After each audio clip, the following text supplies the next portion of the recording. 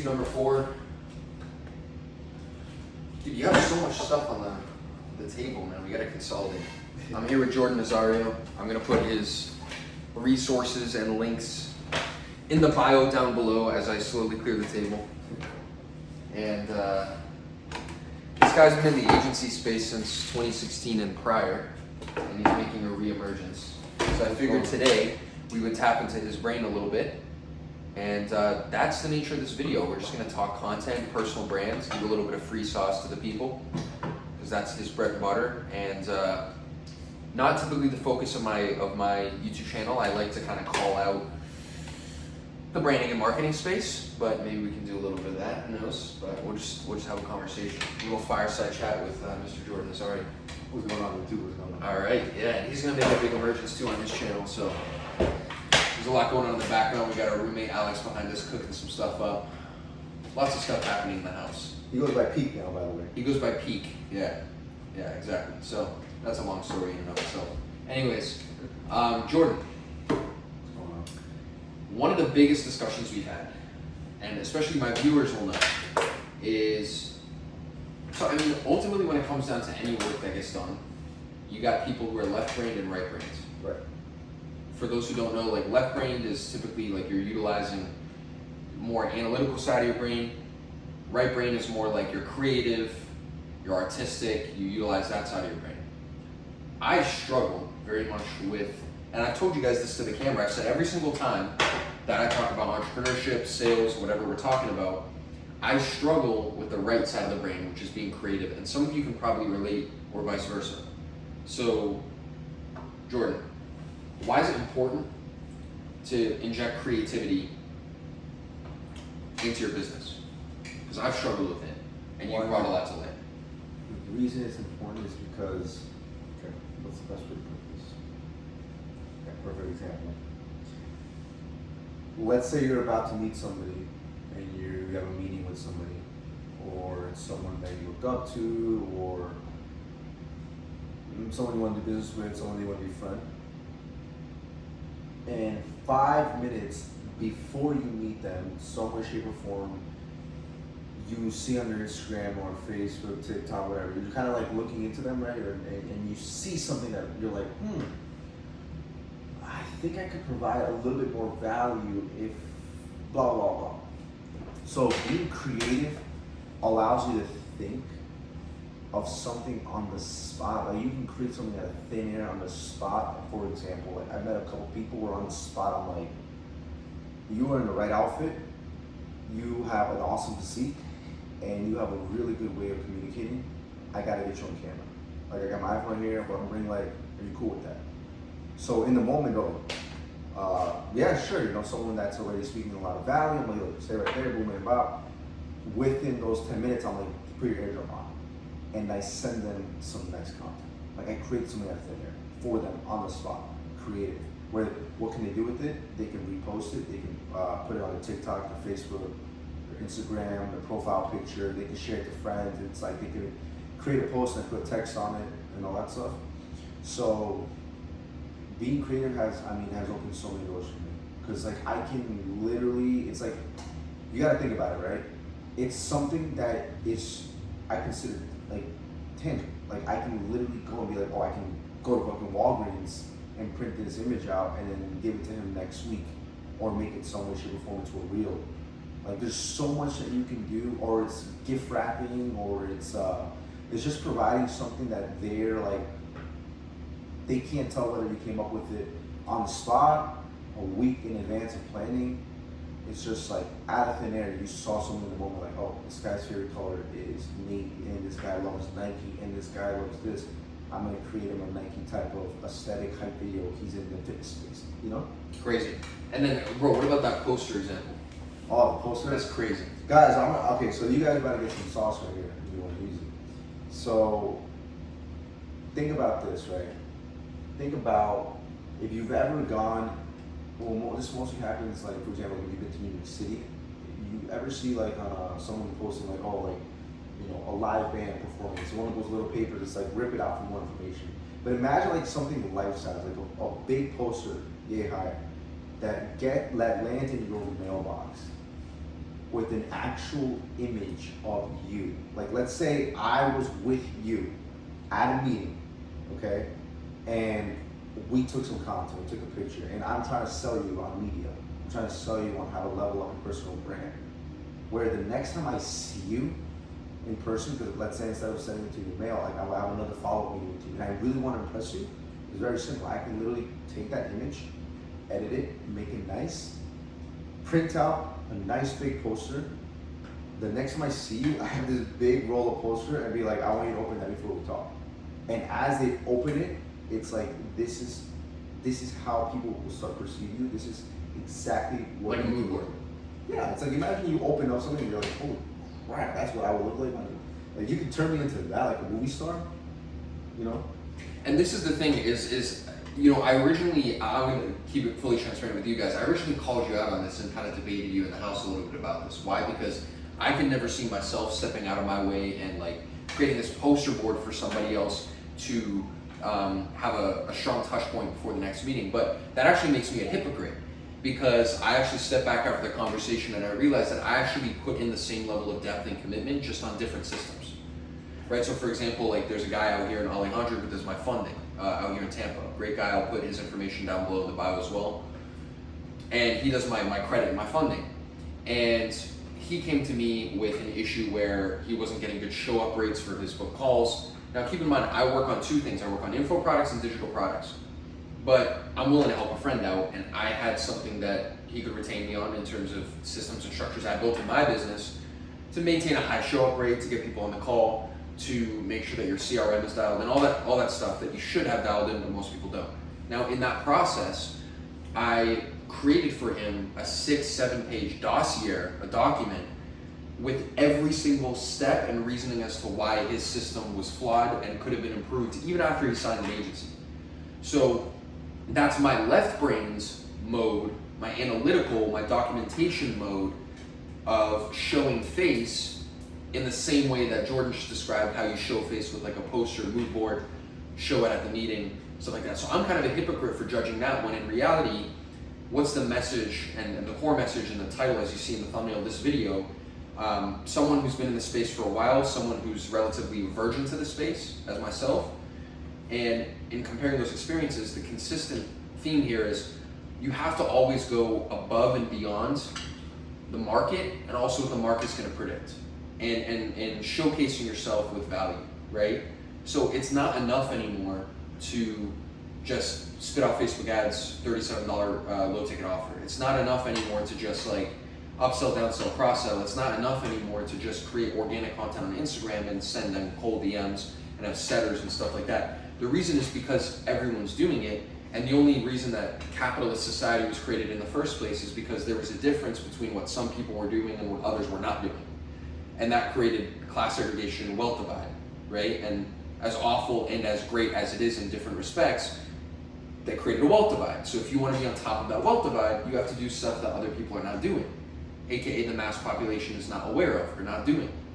So the information that Jordan just laid onto you in this video is shit that he's charged thousands for as a subcomponent of the modules of the shit that he's created in the past, because and he's willing to give this information for free, because now this is starting to creep out of that early adoption. Now all of y'all can go out, create these posters, mood boards. Now you got to differentiate yourself in a unique way, and I got to do the same thing. I can't just send out a document. Now I got to level up. So it's about like, you literally just have to like work harder and smarter. Like if you work harder and smarter, those are two levers that allow you to succeed. Is there another example, bro, where like, actually, you know what? That direct mail has been going crazy. So yeah. Jordan comes to me to talk about this. Yeah, one day we're just like, what was it? Well, obviously, what day was it? It was probably like a random Wednesday. Random Wednesday, and Monster's telling me like, well, I haven't seen you in a while. I'm like, I'm in and out, bro. I'm in and out. It's like, yeah, he had like nerve damage behind his ear. Yeah, I was fucking like in pain and shit, but like, I was just like, bro, I'm in and out. I'm also, I'm in my room, like, I'm whatever. And I'm mostly at the post office. And so then the conversation comes up. It's like, why are you there? It's like, direct mail stuff. And so we were just talking about that, and you have to understand, like, this kind of goes into personal branding, right? I think the biggest thing is that people think personal branding is just social media. Personal branding is not just social media. Personal branding is what you think of me the moment I leave the room, and what you're thinking of me, and what you're saying about me when I'm not in the room. Like, what do you think when you're with your friends, when you're at a dinner, when you're at a party? In some way, shape, or form, the word agency comes up, the word personal branding comes up, the word mentor comes up, the word whatever it takes comes up. Who are you thinking about? Who are you talking about? Who are you referring in terms of business? Like, oh, you got to think about this guy, right? So that's personal branding. Personal branding is coming up, but you leverage social media for it. So it's like you come up so much and you're so consistent on social media to get in front of these people delivering your message that they talk about you when you're not in the room. And that's what personal branding is. It's constantly drilling in their heads, this is what I do and this is what I deliver on, that you can talk about that to other people when I'm not there. And that's where referrals come in, that's where the DMs come in. Because not it's like, you can't measure a video like, okay, I put this video, I know I'm gonna get 15 DMs, and out of those 15 DMs, 50% of them close. You can't measure that. You're just putting that out there to be consistent. You're essentially putting out in people's heads, like, I'm going to show up for myself, so give me a chance, I'm showing up for you too. Because the business, the majority of the times, is like, even if you have 20 employees under your name, the business is still represented by the founder, and then the founder is the one that hired the employees. The founder is the one that made the vision for the company, for the brand, for the market, for the mission statement. So like your personal branding, like I said, is going to be what people think of you the moment you leave the room. Yeah. Yeah, there's this analogy of a school bus that's accelerating that I want to get into. I haven't told this to you, but I want you guys to think about your favorite guru or mentor online, okay? Maybe they have a program that seems reasonable that you're considering investing in, okay? And maybe they're starting to spin up a community and you could be an early part of that community too. Okay, maybe it's an Amazon program, maybe it's a marketing program, whatever it is, okay, it doesn't matter, right? If there's all this promotion behind it, okay, even if you're on the early adoption side of it, I want you to think about this. You might be able to hop on that bus while it's going 1 mile an hour, okay? If you got a school bus and it's traveling 1 mile an hour, you can kind of like finagle your way on the staircase, get up and you're in the bus, right? The bus has so many seats, it's driven by this influencer, and you're going and you're accelerating, right? Now, here's what's gonna happen. I don't think people realize it's a paradox, okay? If you're gonna adopt a structure that exists, that's in place before it gets hyped, and you're gonna ride that bus as it gets hyped and hyped and hyped and hyped, right? Now you're taking more risk because you don't know if something's been hyped long enough or if it's early, unless you do, in which case you should experiment. But what I'm saying is, like, the point I'm trying to get is, as your favorite influencer, who would now become your mentor if you got on that school bus, is accelerating that school bus, now that shit is going 35 miles an hour past the bus stop, now it's going 80 miles an hour, now it's going 150 miles an hour past the bus stop. Anyone who tries to hop on is either gonna get squashed, killed, or hurt in the act, right? And what's interesting about that is, that's literally how it works with any economy of scale, with any concept, because if you have a course that's being pushed, what's gonna happen is the first bundle of your community is gonna get great, excellent results because you discovered something ahead of the rest of the crowd. What's gonna end up happening is over time, that's gonna dwindle and dwindle and dwindle and dwindle because people are gonna hop on when it's too late. Why? Because the consumer that's being sold from the offer that you bought to push is now catching on to these programs and systems and is now jaded, or they feel like they can't trust it because they know that everyone's doing it, and so it doesn't matter what your offer is, it's going to be a recycle of what you invested in. So what ends up happening is, bro, like, that school bus starts to accelerate. Now it's harder to sell your thing to the consumer, to direct to consumer, and then that school bus hits a wall and crashes and dies, right?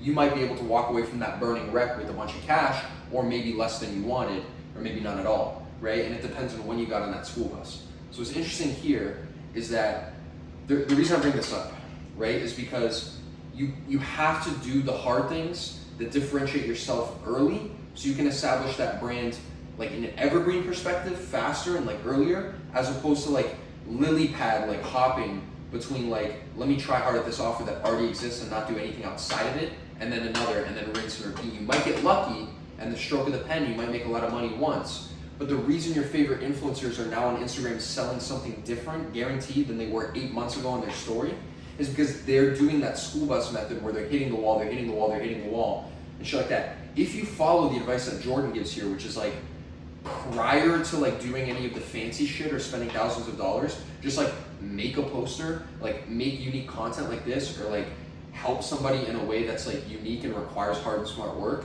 then you don't have to push so hard in the future because people know you and are going to refer to you as that character, as that person. You'll keep getting those referrals. You'll keep getting expanding that network. You'll be invited to events, invited to things, because people actually like to hear about you because you care about providing them with extra ascertainable value. So yeah, I just fucking ranted there, but like, bro, I feel like that's the issue with the online space, is like, are you going to be a follower or a leader? And in order to be a leader, like, you have to be the discovery guy, like you have to be the Lewis and Clark of it. You know what I'm saying? Yeah. I don't think, for me, I don't think there's anything wrong with the courses. I think it's the providers they know they're giving out data methods and strategies, and they don't care that you're learning something that they did 6-7 years ago. Yeah. But that's the thing is, like, see, if I had a course right now and I was teaching people about direct mail that I was doing 6 years ago, I'm okay continuing to sell it because I'm still doing it till this day. Yeah. And then just stop doing it 6 years ago and still teach a method. But you would probably have to patch it and update it. Oh yeah, yeah. Okay, yeah, but that's the shit that a lot of them don't do. Yeah, they don't. Yeah. Well, that's why a lot of them pivot from Amazon to crypto to drop shipping to, you know, I don't know what else is there, copywriting. I don't know, you know, nothing wrong with copywriting, but it's like they just switch a lot, and you know, that's kind of what's tainted the industry. Like, it's why a lot of people have left the space, and I mean, I've seen a lot of people just resort to teaching, but they don't do anymore. I mean, you know, I'm not going to mention any names here. If I do, it's probably my own YouTube channel, but like, link below. you know, certain people that blew up in the industry, and yeah, they don't want the industry anymore. But they don't, like, if I'm doing direct mail and I'm realizing that, you know, a certain industry is not performing and it's not giving me the results I'm looking for, then aside from the course, I'll probably have a school community. Yeah. Like, by the way, guys, patch. I spent a lot of my own money and sent out 600 bi-weekly mailers, and I spent thousands. Just found out that out of all that, the data I've occurred is, it's very low. I haven't gotten a good amount of results with this specific niche, so I'm advising people to stay away from this niche. Just a heads up, if you want to continue to do it, maybe it works in your city, but like, this is what's happening with me. So like, I don't think there's there's a lot of providers doing that, to be honest with you. I mean, a lot of courses it's like, yeah, buy my course from something I made like, 4 years ago, or they'll just bring it back and lower the price, but there's no actual, like, this is what's working for me. This is what, you know what I'm saying? Like, with Nick here doing some cold calls today, like, you know, bouncing ideas off and saying, okay, this might work. It's because there's so much, we have so much data of like what's already happened. Like, I've cold called in New York and I've cold called in Tampa before, so like, you kind of have a feeling of people's mood and energy. Like, people in Florida tend to be a little happier. There's sun, there's palm trees, there's people walking their dogs, compared to like New York. Someone's kind of like, it's the point. Like, I have shitty things to deal with for the rest of the day, blah, blah, blah. And then in Tampa, it's more like, okay, like, sure, give me a call this time, or we'll get back to you. Like, not, you can just, like, if you tell them, hey, I'm gonna stop by a restaurant, they're not like, don't come. They're like, okay, sure. Yeah. Yeah, one of the things that I was actually frustrated with when I was doing some dials earlier was, like, I probably won't ever stop doing dials at any level of scale. It's just like, how do I do it, and how do I systematize it? But what's interesting is when I was doing dials today, I was actually, Jordan was with me for most of it, I was actually frustrated at, like, just going off of, like you had a script that has worked for you, but just by, and like, I trust you, I trust Jordan, right, because of experience, but I was just frustrated by the premise of it being a script anyways. So I'm like, Jordan, I have to tweak it. And then that frustration started to die down when I realized that I could tweak it without adversely impacting performance, and that I was starting to measure those variables and those differences and starting to get comfortable in my own skin. So part of what you guys have to realize is, like, a lot of times you'll hold yourself back too, because you're like, I have to like do the exact bullet point of like what was on the course or what the mentor told me, when in reality it's like a guidepost, and like you follow that general light in that tunnel, but like if you take like a little bit of an angle as you walk down that tunnel and you still get to that end light, like you're still gonna get there, and like you're gonna actually, you might find something that gets you there faster, and like that is a feedback loop for your mentor as well. And like as long as you're not just like flipping the bird, as long as you're actually like working hard, working smart, like experimenting, like you guys, I feel like oftentimes will buy a course and then you'll like follow step by step by step by step, and then you'll be like, why isn't it working? And it's because like you have to like do more. Like you have to like step outside of that nexus and like be like a business owner and not just like a follower of a course, and like tweak things and like variables and adjustments to like make it work, because like it's your business. It's not like you can just copy paste. And so, and that's the thing, dude. It's like, for those of you who are like, no, I copy pasted and I'm making millions, like that's great, but with all due respect, like you're going to like lose it, because like you actually have to go through the lessons in business of like creating enterprise and like creating structures and like failing and resystemizing to succeed perpetually and actually go beyond your stroke of luck. Like I know a lot of dropshippers that like they found a product that was sick and they like marketed decently and did some UGC and like they made millions and now they're swimming. But it's like, dude, like you hit like the gold, like you hit like the jackpot where like the algorithm works, and like what are you gonna do when that brand like starts to dwindle? Like you actually know how to pivot. Like are you comfortable saving your money and reinvesting into the advertising? Like you know what I'm saying, dude? This happens all the time. No, I agree. That happens. I know a lot of people that went through that.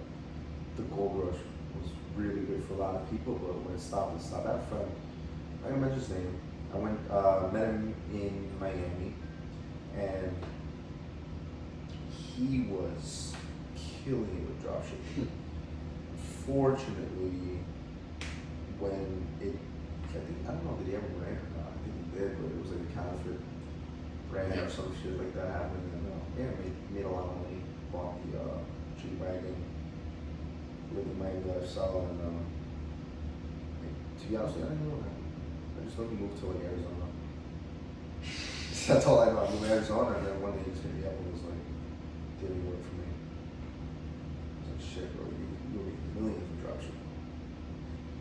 So like he went from like, so he just went from millionaire to like back to like normie, like yeah, trying to push. I think what ended up happening was he got banned on Meta in every way, shape, or form. So it's like he's a creative. Like he can turn his speaker and find a way to market it to just celebrities or just like athletes, like an athlete speaker. Yeah. You just can't advertise anymore, and it's like taking that away from him was so hard, because it's like now he has to, for him to advertise, he's gonna have to put on other people's names. Yeah. So essentially, he doesn't run his own show anymore. He has to like operate under different people as like a consultant, but it's like he doesn't have that, what's it called? He's not allowed to make the decisions that he wants to make, which could help him scale a lot quicker. He's gonna have to follow like, okay, we'll scale after this and after that. Compared to him, but he's the type of guy, bro. Okay, so his the way he would basically this was prime like 2019-ish, 2018, like he would just put thousands into like broad targeting, and as soon as he found one, as soon as it hit, he would double, triple, quadruple down on that audience until they bought, and then just keep rinsing and repeat. Like he would just hit the most broad audience ever, just advertise to everybody. It's actually, I actually recommend that strategy. Like, okay, you can scale that in with a much smaller budget, but I recommend that strategy for, in general, for e-com. So it sounds like you had to figure it out, but getting banned, like, you know what's interesting about this is that like, and we'll close out on this because I want you guys in on to let you guys in on something. Okay, Jordan hit me up. I don't know what the conversation was in his mind, but to hit me up and to actually come live with him here in Tampa was a blessing. But one of the things I started to realize is that Jordan was a direct line mentor to a lot of the guys that you see right now that are very flashy on Instagram. And we won't name names, he might get to it structurally at some point on his channel, which is linked down below, but it's very much like I'm almost circumventing the sea of the fucking ocean to like hang out with him and to pick his brain, which is awesome. It's a huge blessing.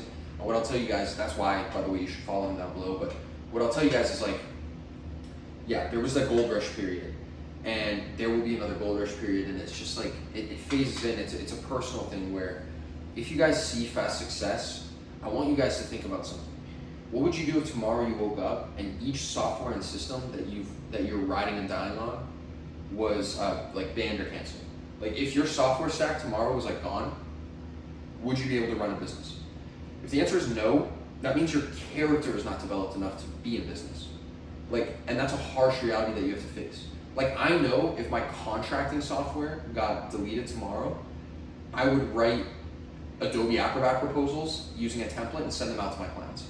If I knew that my email aggregation software got shut down tomorrow, there's like 3 other competitors that I respect that I would go to, right? Like if you guys are so reliant on like for in his example with like Meta ads, his life was done. Like dude, like you should have studied the Google Ads game while your Meta was doing really well. Like you should have had like a plan B, a plan C, and a plan D. Bro, some of the most incredible people that have succeeded at great scales have had backup plans, like Warren Buffett did, Steve Jobs. Like these guys all had backup plans. Like, do you really think that like Tesla was going to work the first time that Elon like came into the board? No, it like failed multiple times. There were multiple supercar models that like literally broke during development. So like, but he had a plan B, C, D, and E, not just in the engineering pipeline, but in the business pipeline. So you guys have to think like a business person and not like an internet entrepreneur, because that only carries so much weight and limitation. Either way, Jordan's info is linked down below. I've got some contact info. You can book a call with me down below as well. I'm going to continue to put value like this out organically, minimal edits, as you guys already know at this point on my channel. And if you're new here, go ahead and like, comment, subscribe, hit the bell notification down below, or dislike it if you hate it, so at least I get like accurate KPIs on my work. I'd rather you dislike it if you don't like it than ignore it, to be completely honest. Like, I'm just an open guy. And comment down below what you want to see more of, and I'll syndicate the right people and get it going. This is the shit that goes beyond the 60-second Instagram stories. I hope you find this insightful, and see you in the next week's. Maybe for the next video we'll dive really deep, like a little mini master course on personal branding. Mini master. If you want to see a mini master course on personal branding, I need you guys to like down below and comment, and go ahead and screenshot a comment and DM either myself or Jordan using the links down below, and we'll send one of you guys $25. For one of you guys that actually comments down below, send in a question on personal branding, we'll rope it into the masterclass and we'll spin it out. All right, cheers.